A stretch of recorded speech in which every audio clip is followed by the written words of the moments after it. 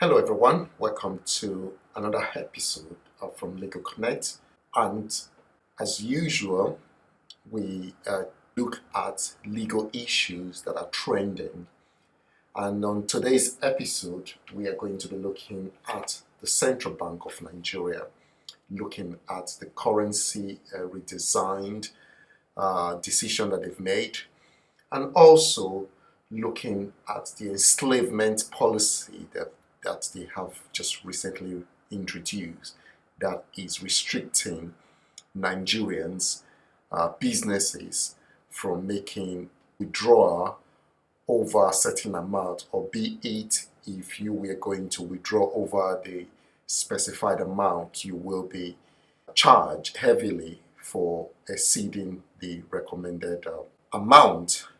Is this a good thing that has come to Nigeria, or are we being enslaved under a democratic dispensation? Well, before I dive into the nitty-gritty of today's episode, I want to encourage my listeners, my viewers, to subscribe to this channel, like the program, provide your comments so that you can be involved in this debate or discussion. I will appreciate it if you are able to subscribe to this channel so that you can get notification when we post new videos. So let's go to the episode for today. As already stated, we are looking at the CBN, and in the course of my research, I noticed that the CBN operates under the Central Bank of Nigeria Act 2007, and that act basically repealed the previous act, which is the Central Bank of Nigeria Act 1991 and all its amendments. The act provides that the CBN shall be a fully autonomous body in the discharge of its functions. What that means is that the CBN basically is an independent body in the discharge of its function, and it is immune to external oversight or intrusion.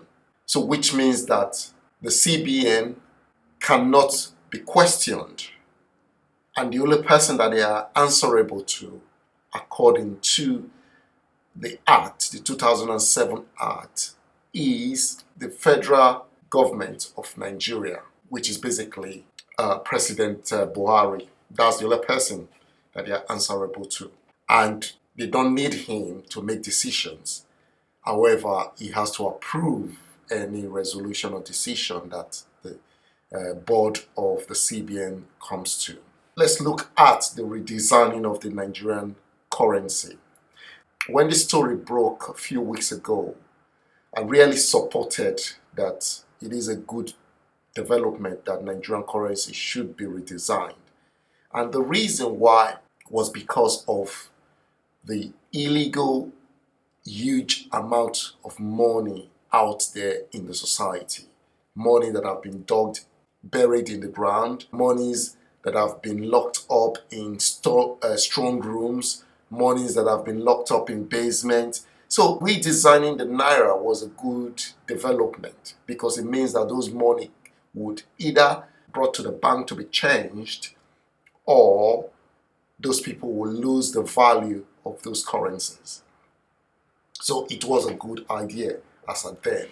And then I asked myself in the course of this research that what powers does the governor of the central bank has to redesign our currency? According to the publication I've read, the President Buhari stated that the idea of redesigning the Nigerian currency was sold to him earlier on in the year by the governor of the Central Bank of Nigeria. But looking at the Central Bank of Nigeria Act, specifically, if you look at section 17, the sole right of issuing notes and coin is vested on the Central Bank of Nigeria. So the Central Bank of Nigeria has the power to issue notes and coins that are regarded as legal tenders. If you look at section 19 of the Act, it reads, the currency notes and coins issued by the bank shall be in such denominations of the naira or fraction thereof as shall be approved by the President on the recommendation of the board, and of such form and designs, and bear such devices as shall be approved by the President on the recommendation of the board. The standard weight and composition of coins issued by the bank and the amount of remedy and variation shall be determined by the President on the recommendation of the board. So basically, section 19 is what empowers the Central Bank of Nigeria to redesign our currency. However, if you read what the President said recently when this redesign notes were issued, he didn't say that the board of the Central Bank of Nigeria recommended or decided. He said the governor of the Central Bank of Nigeria approached him with the idea of redesigning the Nigerian currency. So what I want to ask is this redesigning policy a personal decision of the governor of the Central Bank of Nigeria, or was it a resolution after their board meeting? Because there is a procedure according to this act or this law that there should be a minute of every resolution, every meeting that is held by the board of the Central Bank of Nigeria. And these people are public servants. Nigeria has a Freedom of Information Act, an act that empower me to write to the Central Bank of Nigeria that I want to see a copy of the minutes of the resolution of redesigning the currency. It should be a public document. I should, as a Nigerian, be entitled to request that resolution, that minute. However, try and write to the Central Bank of Nigeria and see if they will reply you. On their website, they have a Freedom of Information page. You can make Freedom of Information requests, but try and do that. Even though they are immune, according to what I've said earlier on, that they are immune from external oversight, they are still subject to Nigerians. We can still ask them questions. And I believe the redesign of the currency is a good development. However, the procedure, the process of achieving it is questionable in my opinion. I think, and I am of the opinion, that there should have been consultation. Nigerians should have been consulted that this is what we wanted to do.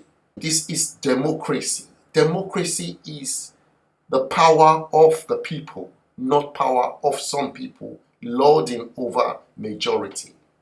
And then, if the redesign was not enough, the CBN came up with the policy of restricting a withdrawal of currencies, that we are only entitled as Nigerians, as individuals, we are only entitled to 100,000 naira a week. And you can only exceed that amount if you were carrying a transaction by electronic means. That means you're paying by your bank card using a POS or digitally. You can exceed that amount a week. But is Nigeria ready for a cashless society? That is the first question that should be asked. So in order to answer the question whether Nigeria is ready for a cashless society, I'm first of all going to deal with the powers of the CBN, Central Bank of Nigeria, to limit the amount of cash that individuals and businesses are allowed to withdraw a week. And then I'll look at how effective this policy is to the common Nigerians, to people like me and people that are also located in the rural areas of Nigeria. I've looked at the Central Bank of Nigeria Act 2007, and I cannot pinpoint a section of this act that expressly gives the Central Bank of Nigeria the power to limit the amount of cash an individual are entitled to live on or entitled to hold on to in a week. However, there is an act which could be interpreted, there is a section which could be interpreted as giving the Central Bank of Nigeria the power to do what they've done. If you go to section 2 of the Act, which is objectives of the bank, section 2 of the Act states, the principal objectives of the bank shall be to ensure monetary and price stability, issue legal tender currency in Nigeria, maintain external reserves to safeguard the international value of the legal tender currency, promote a sound financial system in Nigeria, and act as a banker and provide economic and financial advice to all federal governments. In my opinion, the powers accorded to the governor of the Central Bank of Nigeria and also the board, without no establishment to regulate or checkmate the excesses. Nigeria is a country where those in power don't respect or adhere to the provisions of the law. And then you have a piece of legislation that has given unlimited power without no external oversight.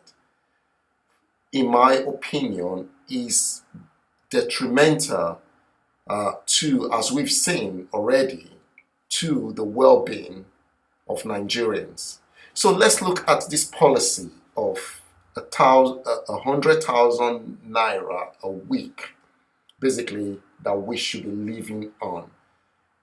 The reason why I'm saying that we are required to live on 100,000 naira a week is based on the fact that if I live in the rural area of Nigeria, where there is no civilization, there is no network to be able to use the payment system or the electronic payment system, then I will be subject to the higher interest that I have to pay for withdrawing more than 100,000 naira.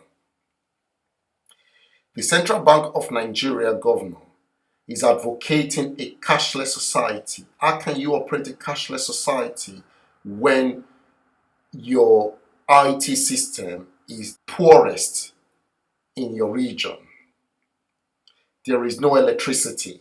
Everyone relies on generator. There is no good infrastructures. Look at the people that withdraws huge amount from the bank.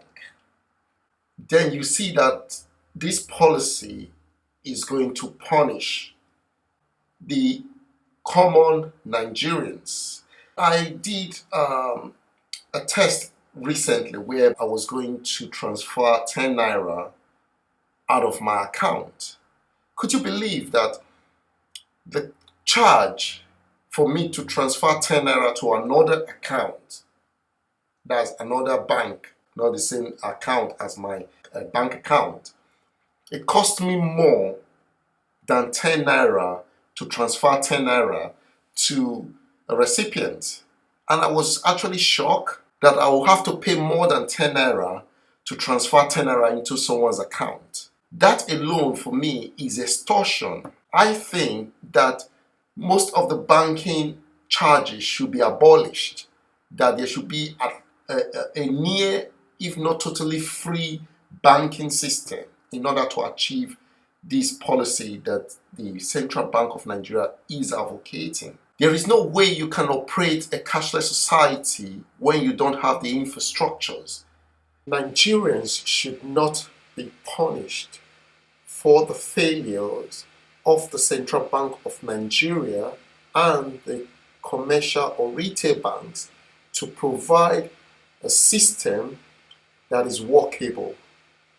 The Central Bank of Nigeria, as the regulator, is responsible for the failures of the retail banks, that their network or system of operation is nothing to write home about.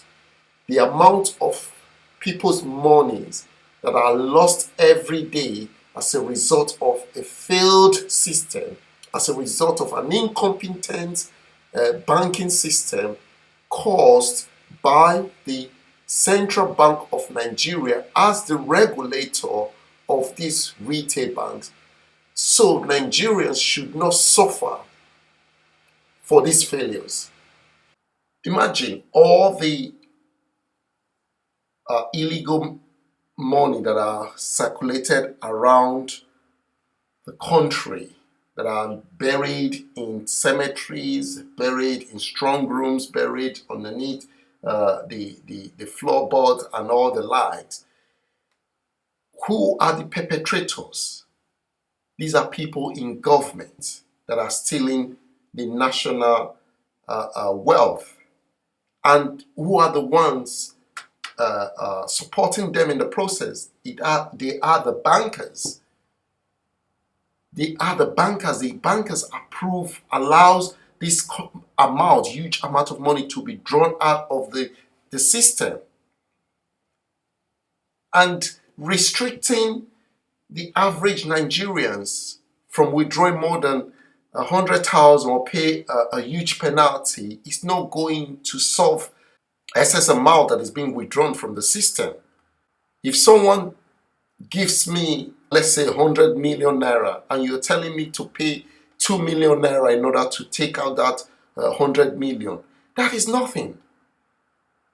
Because it is not my sweat. I don't care about the 2 million or even 10 million in order to get that 100 million out of the account. It doesn't affect me, because at the end of the day, this is not money that I've sweated for.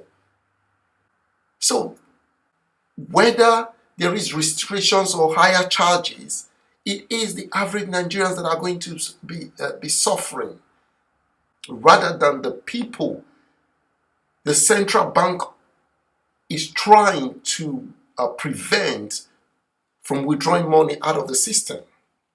Laws should be made whereby bank managers, banks officials suffers if pays the penalty if large sums of amount is withdrawn from the bank without no notification to the EFCC. That is what they should be doing, not punishing the average Nigerians for spending the hard-earned money that they are entitled to, or paying double tax in order to draw money out of their account.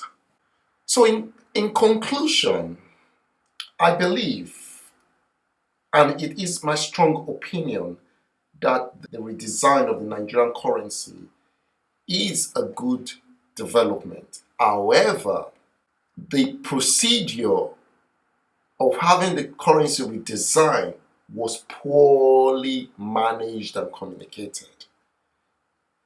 Nigerians, in my opinion, should have been consulted. There a huge publicity before that decision was made. And will the redesigning of the Nigerian currency stop the illegal stealing of the Nigerian wealth? A redesigning of currency will not prevent that unless people are accountable. Bags of currencies are moved around out of the public domain. These are done privately, and not until this is stopped. How they're going to stop it, I don't know, but I don't believe redesigning or even restricting the amount people are allowed to withdraw a week will solve that. I think it is enslavement of Nigerians. And other Nigerians, especially those that live in rural areas, their rights, their fundamental right as provided for in the Constitution, especially degrading treatment, has been infringed on. Because if they cannot use the payment system and they are being penalized, they are paying heavily for drawing more than the limit, that is a breach of a fundamental right. It's not just the people in urban areas that are Nigerians. The people in rural areas, in villages, are as much Nigerians as those in urban areas. So when implementing policies, you have to take the whole Nigeria into consideration, not a fraction of Nigerians. Stopping corruption is not a basis for you to infringe on the rights of people that lives in villages and in rural areas. I hope my contribution to the topic of the currency redesign and the enslavement of Nigerians by the policymakers, that is the Central Bank of Nigeria and the board, is satisfactory. If you have comments, feel free to leave them. Like the program if you wish. And above all, I encourage you to subscribe to this channel so you get more updates or notification when we post new materials. From next episode, we are going to be looking at some of the aspirants, especially the presidential aspirants, because it's our time we stop promoting people that will just come and damage our country. People need to account for the promises that they make before they go into government. In the preview, I'm quite disappointed that APC are actually having a presidential aspirant, given the state of our nation, and then the aspirant distancing himself from the present government. We voted APC into government. APC as a party, they should have the power to checkmate, to call into order the politicians that they've given to us as officers. Because if political parties have no influence or cannot checkmate the activities of the politicians that they've presented to Nigerians to be elected, what is the point of politicians vying for positions under a political party? The country should allow for independent politicians. If their political party cannot influence or even sack their members that haven't adhered to their party manifesto. Well, I'll see you next time when we start looking at the decision Nigerians or Nigeria is going to make come 2023. See you then. Have a good day, and don't forget to subscribe, like, and push that notification bell. Take care now. Bye bye.